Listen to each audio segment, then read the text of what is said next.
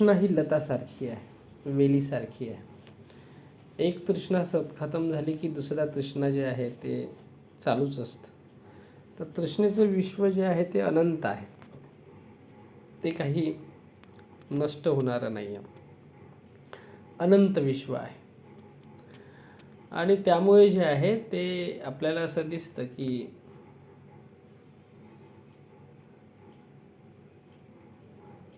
ते चक्रासारखं जे आहे ना, ते तृष्णा ही असं चक्रासारखं आहे. म्हणजे त्याच्यात कामतृष्णा, भवतृष्णा, विभवतृष्णा ह्या लागून आहेत.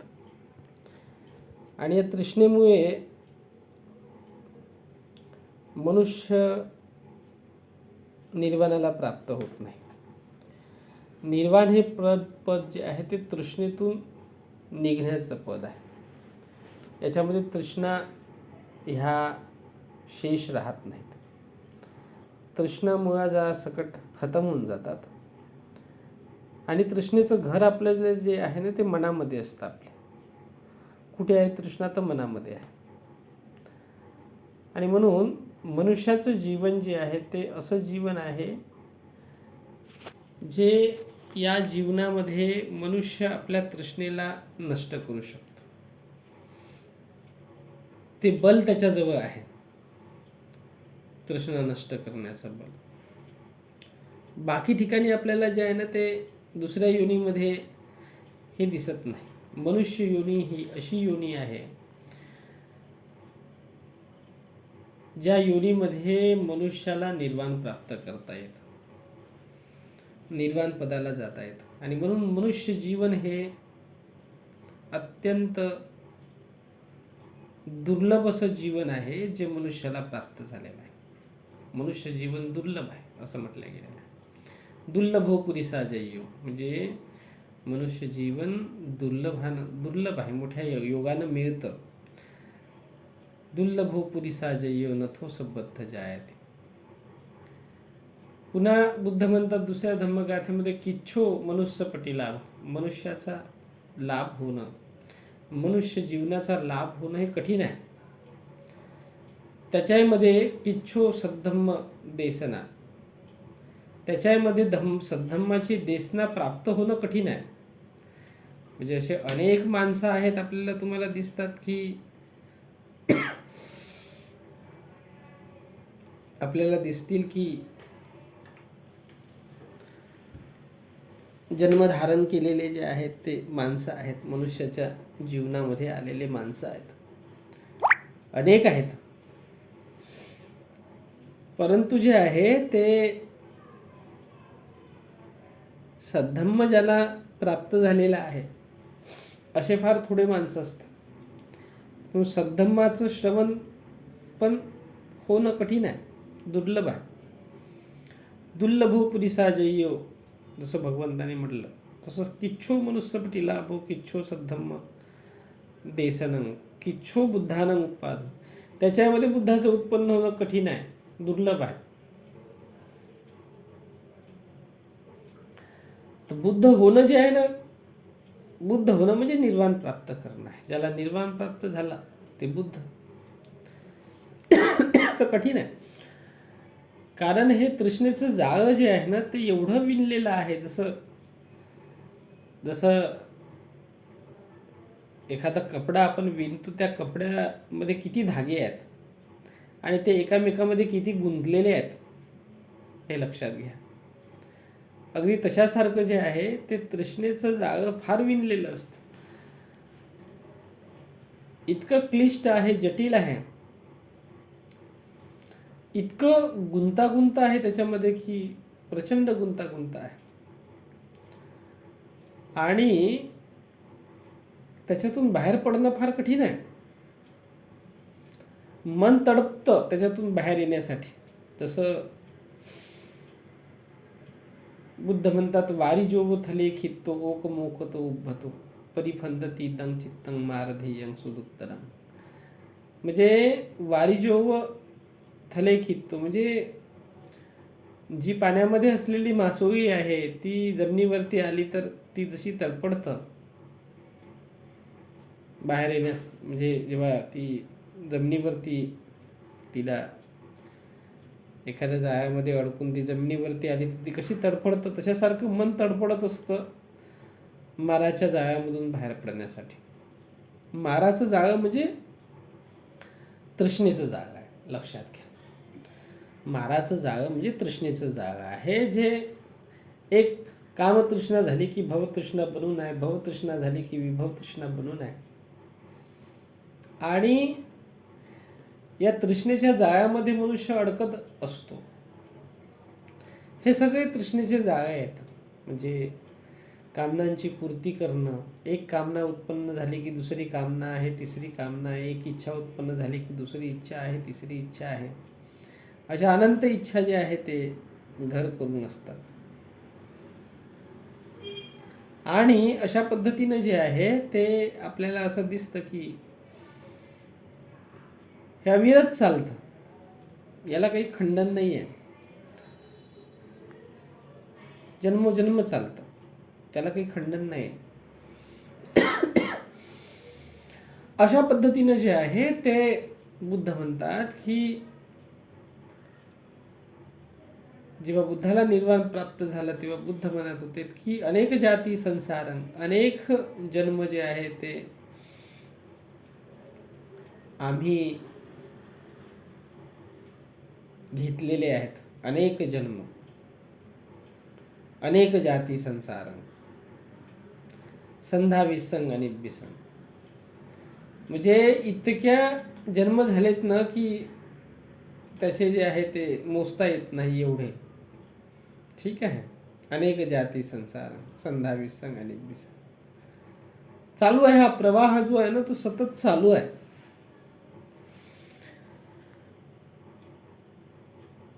वाहतो आहे, जसा नदीचं पाणी जे आहे ना ते अनंत काळापासून वाहत आहे, महासागरामध्ये जात आहे, तशासारखं जे आहे ते मनुष्य जीवन अनंतामध्ये विलीन होतं. पुन्हा मनुष्य अनंतातून जे आहे ते पुन्हा जन्मग्रहण करतो, पुन्हा अनंतामध्ये जातो, पुन्हा जन्मग्रहण करतो. जसं नदीचं पाणी महासागरामध्ये जाते, महासागरातलं थोडंसं जल जे आहे ते पुन्हा जमिनीवरती येतं पावसाच्या रूपामध्ये, पुन्हा जे आहे ते चाललं जातं. अशासारखं जे आहे ना ते संधा विसंग आणि विसंग म्हणजे हे वाहत आहे प्रवाह. ग्रहकारकं गवे संतो दुःखा जाती पुन्हा पुन्हा. तर हा जो ग्रहकारक जे आहे, ग्रह बनवणारा जो आहे तो आता गवसला.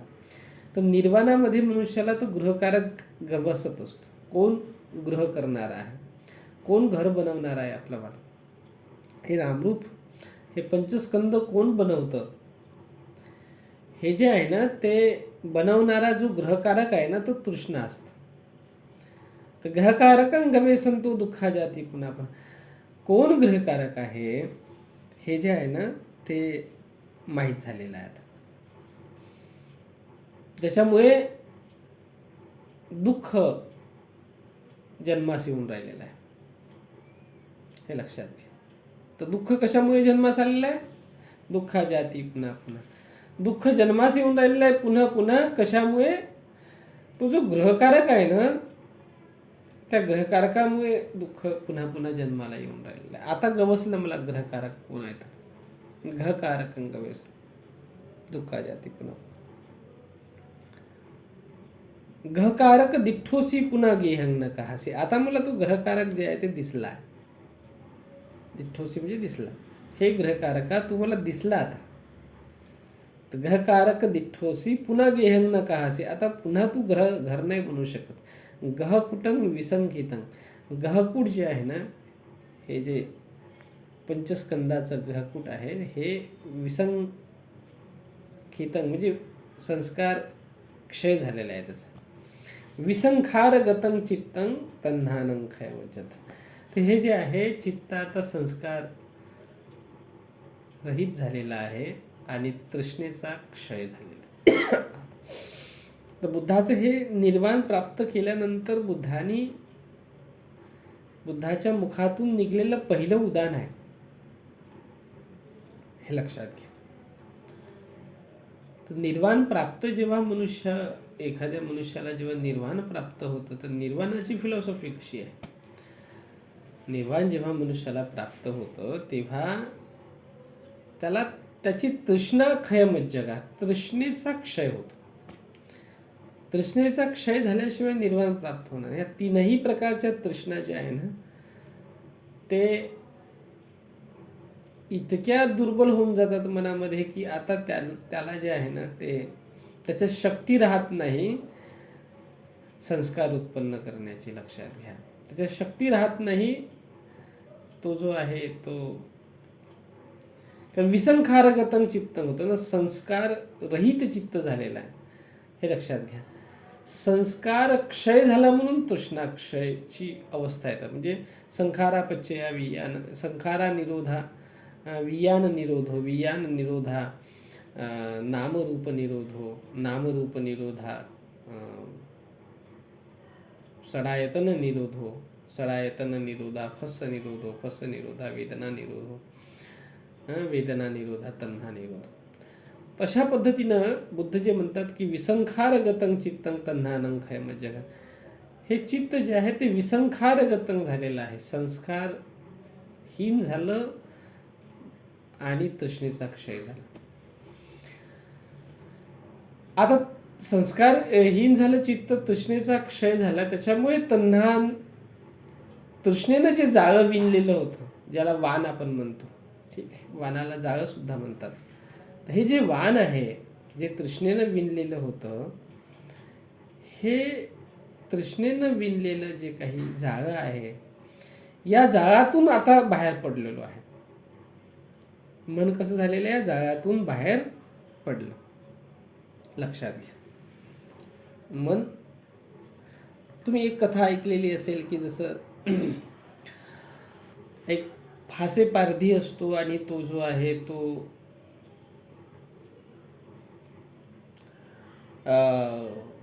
काय म्हणतो की एका वाघाला, सिंहाला जे आहे ते जाळ्यामध्ये जाळं टाकतो, त्याच्यामध्ये तो अडकतो. हे लक्षात घ्या. आता त्या जाळ्यामधून बाहेर निघण्यासाठी जो आहे ना तो महत्वाचा जो घटक आहे त्या ठिकाणी आलेला आहे, त्याला एक त्याचा मित्र येतो, जो जाळं कुरतडण्यामध्ये म्हणजे मोठा पारंगत असतो, उंदीर असतो.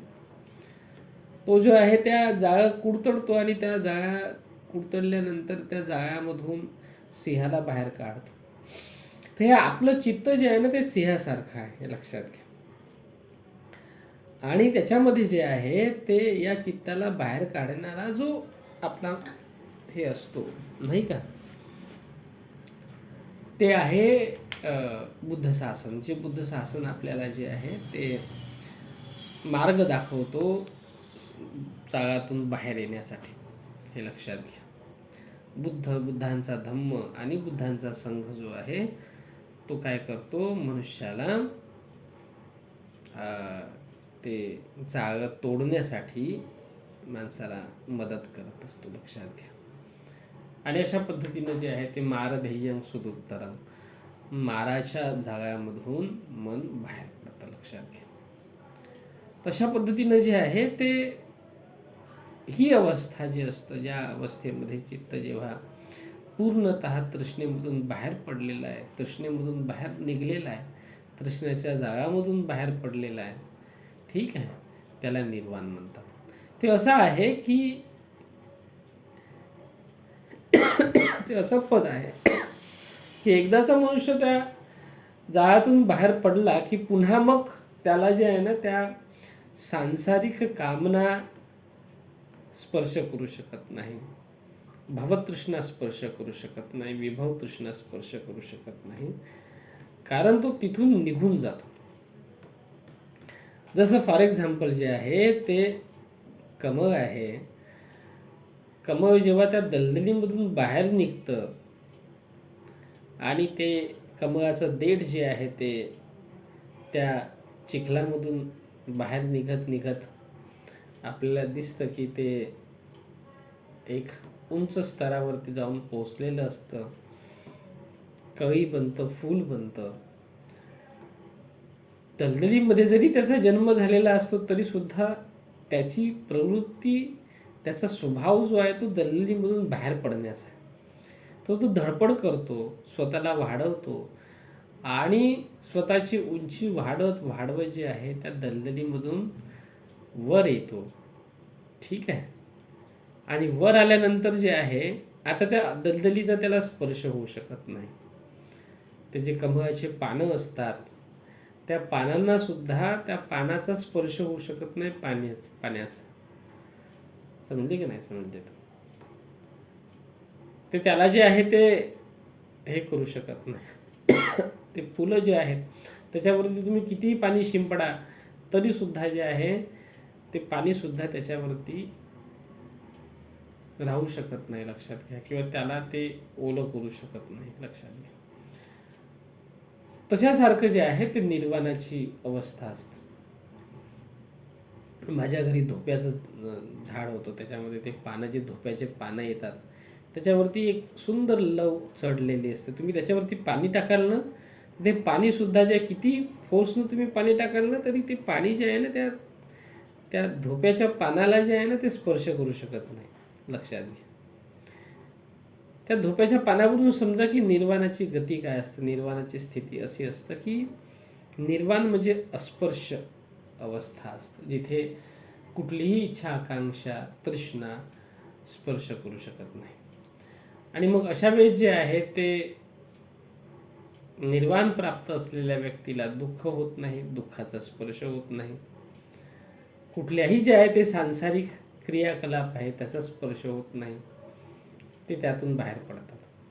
आणि मग कितीही त्यांच्यासमोर जे आहे ते कितीही सांसारिक प्रलोभनं, लाभाचे मार्ग त्यांच्यासमोर कितीही लोक घेऊन आलेत तरी सुद्धा ते त्याच्यामध्ये अडकत नाही. असे अनेक उदाहरण आहे जे निर्वाण प्राप्त अवस्थेला पोहोचलेत आणि निर्वाण प्राप्त अवस्थेला पोहोचल्यानंतर मग सांसारिक प्रलोभनं त्यांच्याकडे आल्यानंतरही ते त्या प्रलोभनाला बळी पडू शकत नाही, पडले नाहीत. जसं एक म्हणते आनंदाचं उदाहरण आहे, हे लक्षात घ्या. बुद्धांचं उदाहरण आहे. बुद्धांना सुद्धा एक जे आहे ते मागंदीय नावाची स्त्री होती, मुलगी होती. ती आपल्या वडिलांसोबत आली आणि म्हणायला लागली की मला भगवान बुद्धांशी लग्न करायचं आहे. परंतु भगवान गौतम बुद्ध निर्वाण प्राप्त झालेले आहे, त्याच्यामुळे हे सांसारिक बंधनं थोडी त्याला अडकू शकणार आहेत. तेव्हा भगवान गौतम बुद्धांनी तिला तिचं जे आहे ते मार्गदर्शन केलं, तिला तिचं स्वरूप सांगितलं की बाबा हे सगळं जे आहे ते माझ्यासाठी काय आहे, हे संपूर्ण काया जे आहे ते माझ्यासाठी दुर्गंधीचं घर आहे. कायो जिगुच्छो सकलो दुर्गंध. कारण काया जे आहे ते बुद्धाला मोहित करू शकत नाही. ते कुणाला मोहित करेल, जे काम तृष्णेमध्ये फसलेले आहेत त्यांना मोहित करेल. जे काम तृष्णेमधून बाहेर निघलेले आहेत त्याला काय मोहित करणार आहे. त्याला पद, प्रतिष्ठा, पैसा, ह्या सगळ्या गोष्टी मोहित करू शकत नाहीत. कारण हे सगळे साधनं आहेत काम तृष्णेचे. ह्या सगळ्या गोष्टी ज्या आहेत ते मनुष्याला काम तृष्णेमध्ये अडकून ठेवतात, हे साधनं आहेत. परंतु जे निर्वाण प्राप्त झालेले आहेत, बुद्ध आणि बुद्धांचे जे काही श्रावक संघ आहे अरहत पदाला पोहोचलेले, त्यांना ते जे आहे ना ते हे करू शकत नाही. असे जे आहे ते असे अनेक उदाहरणं आहेत बुद्ध साहित्यामध्ये. असे अनेक उदाहरणं आलेले आहेत ज्यांना अरहत पदाला प्राप्त झालेले जे भिक्षू आहेत त्यांना सांसारिक जीवनातील कुठलेही प्रलोभन त्यांना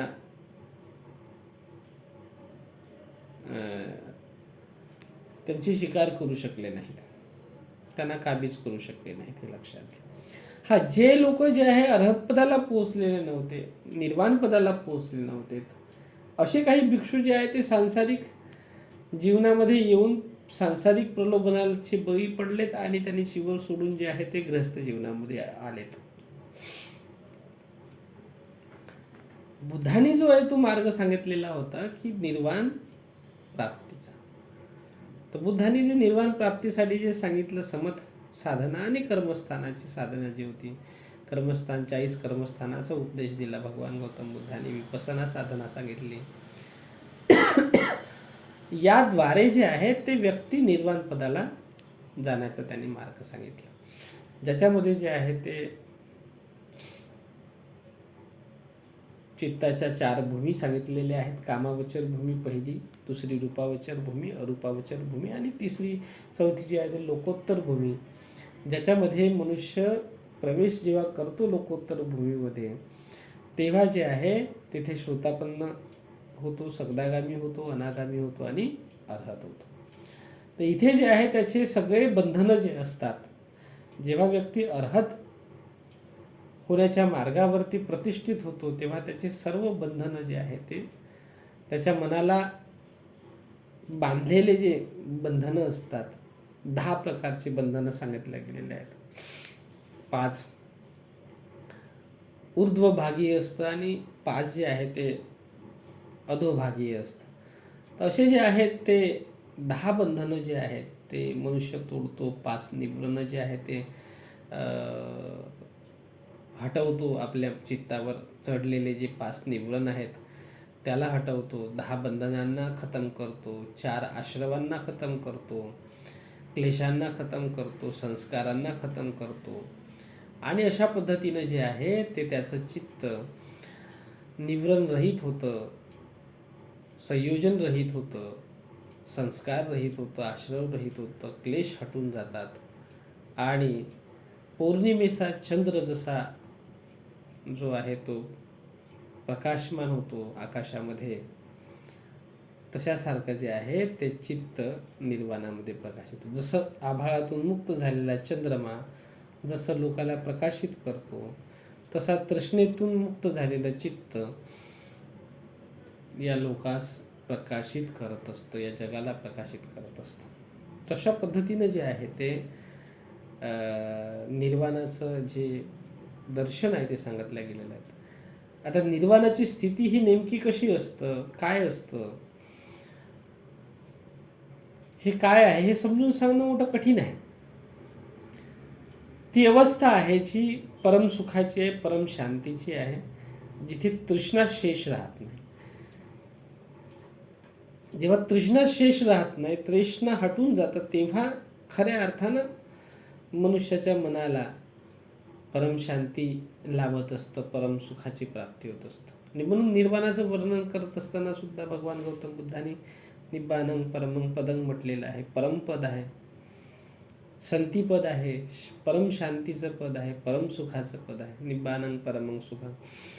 तर असं जे आहे ते निर्वाणाविषयी मांडणी केल्या गेलेली आपल्याला दिसतं. आता त्याचं स्वरूप जे आहे ते कशा पद्धतीचं, तर त्याला समजावणं कठीण आहे. पण तरीसुद्धा भगवान गौतम बुद्धांनी जेव्हा निर्वाण सांगितलेलं, तर निर्वाणाच्या आधारावरती